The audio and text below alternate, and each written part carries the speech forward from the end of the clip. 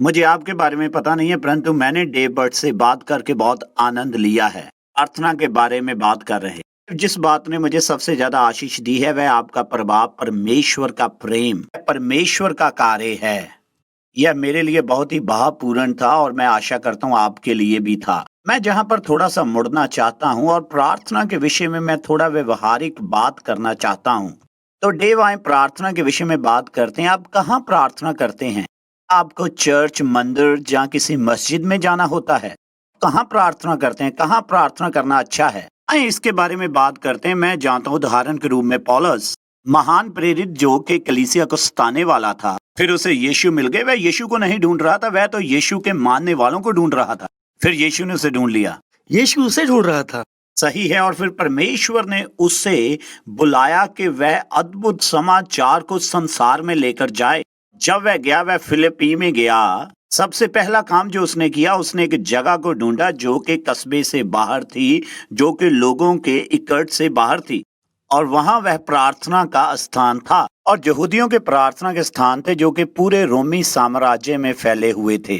और पौलुस वहां गया प्रार्थना करने के लिए। क्या प्रार्थना के स्थान के विषय में कोई महत्वपूर्ण बात है? और यदि वह है तो मुझे बताएं कि वह क्या है। आप इसका विवरण मुझे दें। हाँ है और ना है। उत्तर के लिए ये आपको कैसा लगा? मैं विश्वास करता हूँ ये बहुत जरूरी है। पास कुछ विशेष स्थान है, कुछ तरीके हैं जिनसे मैं अपने आप को अलग कर लेता हूँ, परमेश्वर पर ध्यान लगा पाऊं। यीशु ने ये किया। परमेश्वर के बेटे को इसकी जरूरत थी, तो मैं सोचता हूँ हमें भी इसकी जरूरत है। मरकुस 1 अध्याय में लिखा है, जब सवेरे सवेरे, जब अभी अंधेरा ही था, यीशु उठकर एक एकांत स्थान पर गया और प्रार्थना करी। वो भटक नहीं रहा था, वो एक एकांत स्थान पर गया। और वचन में ये लिखा है कि वो अक्सर जैतून के पहाड़ पर जाता था, विशेष करके गतसमनी के बाग में। और हम अक्सर सोचते हैं कि उसके पकड़वाए जाने वाले अंतिम समय पर वो वहां गया, पर वो अक्सर गतसमनी में प्रार्थना करने गया। यह उसके लिए प्रार्थना का एक स्थान था। पिछले वर्ष एक मूवी आई थी जिसका नाम था वॉर रूम। इस प्रार्थना योद्धा ने अपने घर में एक छोटे कमरे को प्रार्थना के लिए ले लिया और उसने अपने क्लोजेट को वॉर रूम बना दिया, प्रार्थना स्थान। जैसे यीशु ने कहा अपनी कोठरी में जा। वास्तव में मुझे पसंद है एक प्रार्थना का स्थान होना, और मुझे लगता है ये उत्तम है। और भटकाने वाली चीजों से आप थोड़ा अलग हो जाते हैं। आपके पास वहां ऐसी वस्तुएं होती हैं जो मदद करती हैं प्रार्थना में। यह एक अच्छी और स्वस्थ चीज है। पर कुछ है जिसे हमें याद रखने की जरूरत है, और वो यह है कि हम चाहे जहां भी हो, परमेश्वर वहां पर उपस्थित है। और प्रार्थना का स्थान अंत में वह स्थान है जहां पर हम हैं, क्योंकि प्रभु हमारे साथ है और वह हमें हमेशा बुला रहा है कि हम उसके साथ चलें, उसकी बातों को सुने, हम उससे बात करें। याद है, मैंने एक सुसमाचार प्रचारक को बहुत साल पहले सुना। कोई उससे प्रार्थना के विषय में बात कर रहा था, तो उसने कहा, भाई, परमेश्वर के साथ आपका एकांत समय कब है?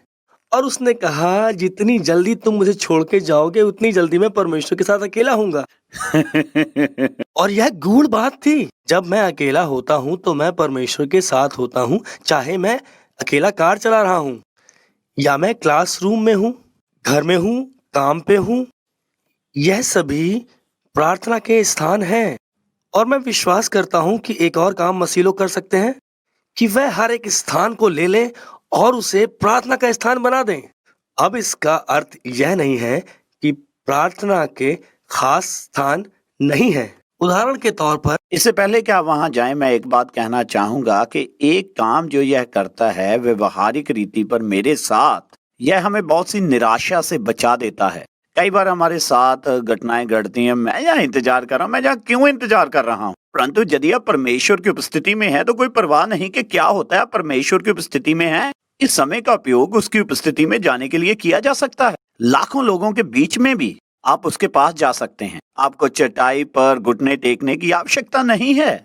आप कहीं भी किसी समय भी परमेश्वर तक पहुंच सकते हैं। मैं जानता हूं आप कहां जा रहे हैं, मैं इसके बारे में आपसे पूछना चाहता हूं। जहां आने से पहले मैंने अपनी पत्नी से बातचीत की। जहां आने से पहले मैंने पत्नी से बात की, यह अच्छा था। परंतु कल रात मैंने और मेरी पत्नी ने 2 मील की सैर की और हमने सच में बात की।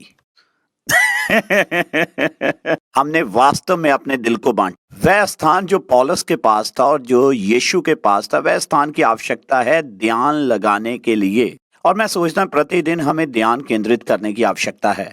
और यही वो स्थान है जहाँ हमारा परमेश्वर के साथ रिश्ता गहरा होता है। उन स्थानों पर उस समय को जो हमने अलग से ठहरा दिया है, और यह केवल उसी के लिए है। मैं कुछ हद तक वैसा ही उदाहरण इस्तेमाल करता हूँ जैसा अभी आपने दिया। जब मैंने और मेरी पत्नी ने हार्वेस्ट प्रेयर मिनिस्ट्री शुरू करी, और 10 साल पहले हमारा एक दफ्तर हुआ करता था, और उसकी मेज वहां पर थी और मेरी मेज यहाँ पर थी, और हम बस पीछे मुड़कर एक दूसरे से बात कर सकते थे। पूरा दिन हम बातें करते थे, और ये अच्छा था, ये बहुत जरूरी था। लेकिन हम उस गली से थोड़ा आगे कब्रिस्तान के उस पार रहते थे। हमारे पड़ोसी बहुत अच्छे थे, बिल्कुल शांत। हम उस कब्रिस्तान में जाते थे और एक दूसरे का हाथ पकड़कर वहां पर हम टहलते थे शाम को, और वो वार्तालाप बहुत ही ज्यादा गहरे होते थे, और वहीं पर हम एक दूसरे को ज्यादा समझने पाए। परमेश्वर में हमारे लिए भी ऐसा ही है। हम ऐसे बनाए हैं कि हम पूरा दिन परमेश्वर से बातें करें। यदि हम मात्र कलीसिया में ही प्रार्थना करते हैं या किसी विशेष जगह पर, तो हम कुछ खो रहे हैं। और यदि हम वो करते हैं जिसे मैं कहता हूँ चलते चलते प्रार्थना करना, तो वहां पर भी हम कुछ खो रहे हैं।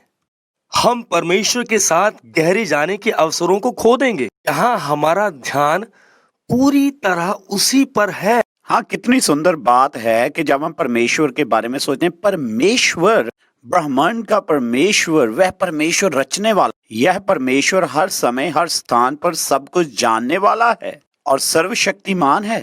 तो आप जहाँ पर हैं, मैं अपनी गाड़ी को चला रहा हूँ या जहाज पर जहाँ आ रहा हूँ, यहाँ पर भी मैं हूँ, परमेश्वर वहाँ है। मैं कहीं भी चला जाऊँ, परमेश्वर वहाँ है, तो मैं उससे हर वक्त बात कर सकता हूँ। और मुझे किसी भी धार्मिक अवस्था में भी होने की आवश्यकता नहीं है। ईमानदारी से कहूँ, मेरे सबसे अच्छे समय जो है वह जहाज में कंबल को ओढ़कर प्रार्थना करने में रहे हैं। हाँ, मैं अभी परमेश्वर से मिला, और जैसे मैं वहां गया, वहां पर परमेश्वर मुझसे मिले। आप वहां स्वर्ग के पास थे। और फिर वह स्थान, फिर वह समय। और जब मैं स्थान की बात करता हूँ, मेरी पत्नी घर में रहने वाली औरत है। उसे अच्छा लगता है कि हमारे लिविंग रूम में एक बड़ी कुर्सी है, वहाँ वह बैठ जाती है, अपनी बाइबल को उठाती है, बाइबल को पढ़ती है, वह परमेश्वर से बात करती, परमेश्वर उससे बात करते हैं। मेरे लिए, मैं बाहर के वातावरण का व्यक्ति हूँ, मुझे बाहर जाना अच्छा लगता है। हमारे घर के पास एक पार्क है, वहाँ पर जाकर मैं घूमना पसंद करता हूँ। वहाँ पर हिरण है और वहाँ पर हवा है, और मुझे ये सब अच्छा लगता है। मैं परमेश्वर से बात करता हूँ, या कहीं भी जहाँ पर आप महसूस करते हैं कि आप जुड़ जाते हैं, जहाँ पर आप ध्यान केंद्रित कर पाते हैं। कि हम सब अलग हैं। यह सही है। जो आपके लिए काम करता है जरूरी नहीं मेरे लिए काम करे। मैं आपकी तरह हूँ, मुझे चलना पसंद है। मैं चलकर प्रार्थना करता हूँ। मौसम की खराबी से अगर मैं बाहर नहीं जा पाता तो मैं घर के अंदर चलकर प्रार्थना करता हूँ। घर में चलते हुए ये मेरी सहायता करता है कि मैं ध्यान केंद्रित कर पाऊँ, और ये मुझे चौकन्ना रखता है, और मैं परमेश्वर को बेहतर सुन पाता हूँ। मैं हम सब के लिए यह विश्वास करता हूँ, हम अवश्य इस बात को खोज लें कि हम कहाँ पर बेहतर प्रार्थना करते हैं और कैसे करते हैं। दूसरे क्या कर रहे हैं इसको देखते हुए नहीं, और हम इसमें कैसे इकट्ठे चल सकते हैं। मुझे सुजैना वेस्ली याद आती हैं, जॉन और चार्ल्स वेस्ली की माता, बहुत सालों पहले, और उनके बहुत सारे बच्चे थे। के लिए कठिन था कि शांत समय निकाल पाए। आप जानते हैं, अगर आपके 12 बच्चे हैं, मुझे पता है एक से क्या होता है। उन्होंने सिखाया अपने बच्चों को कि वे दिन में 1 घंटे का आदर करें, जो वह निकालती थी, और वो रसोई में एक मेज पर बैठ जाती थी। उनका एक एप्रन होता था जिसे वे अपने सर पे ऊपर रख लेती थी, और वह परमेश्वर के साथ एकांत में 1 घंटा बिताती थी दिन। और इसका परिणाम था एक व्यक्ति जिसने पूरे संसार पर प्रभाव डाला, यीशु मसीह के लिए। जी हाँ। सुने, एक स्त्री हो सकती है जहाँ एक पुरुष हो सकता है। आप वह जन बन सकते हैं जो संसार को प्रभावित करें। एक स्थान को ढूंढ लें, प्रभु के साथ अकेले हो जाएं और उससे मिलें, और वह आपसे मिलने पाए।